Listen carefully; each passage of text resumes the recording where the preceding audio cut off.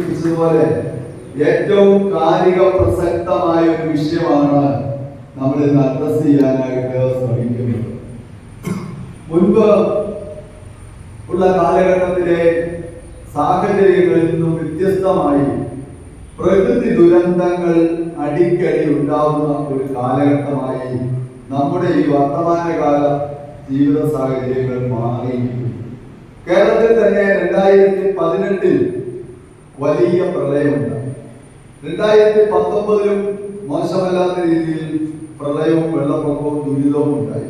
2021 ഉണ്ടായിരുന്ന പ്രഭവ കേന്ദ്രം ഈ നിയോജക മണ്ഡലമായിരുന്നു. ഈ നിയോജക മണ്ഡലത്തിലെ കൂട്ടിക്കലും കൊക്കയാറും പൂഞ്ഞാറും തീക്കോയിയും മുണ്ടക്കയവും ഒക്കെ ആയിരുന്നു 2021 കേരളം കണ്ട വലിയ പ്രകൃതി ദുരന്തത്തിന്റെ ആ ഒരു പ്രഭവ കേന്ദ്രം. അതിന്റെ തീഷ്ണത ഏറ്റവും കൂടുതൽ അനുഭവിക്കേണ്ടി വന്ന ഇരകളായവർ ഈ പ്രകൃതിയിൽ ഉണ്ടാവുന്ന മാറ്റത്തിന്റെ കൂടെ അടിസ്ഥാനത്തിലാണ്. നമുക്കറിയാം, വയനാട് കേരളത്തെ സംബന്ധിച്ച് കേരളത്തിലെ ഏറ്റവും വലിയ ഒരു ദുരിതമായി മാറിയ സംഭവമാണ് വയനാട്ടിലെ മുണ്ടക്കയിലും അതോടൊപ്പം ചൂരന്മലയിലും എല്ലാം. എല്ലാ മനുഷ്യന്റെയും ആവശ്യങ്ങൾക്ക് സുന്ദരമായ ഒരു സ്ഥലമാണ്, സഫിഷ്യന്റാണ്, ഇവിടെ എല്ലാം സാധിച്ചു.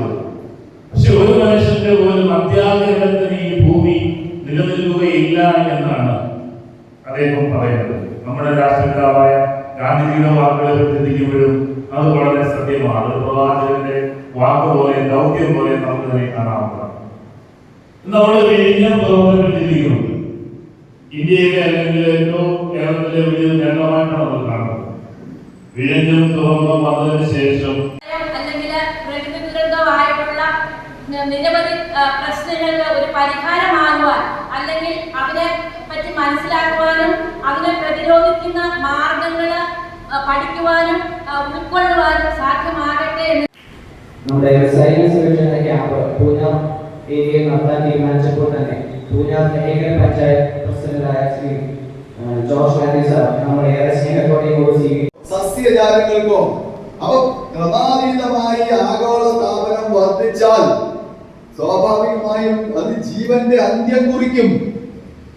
സൂര്യനിൽ പോയി നമുക്ക് ആർക്കെങ്കിലും ജീവിക്കാൻ കഴിയുമോ? നമുക്കറിയാം, ഒരിക്കലും കഴിയില്ല.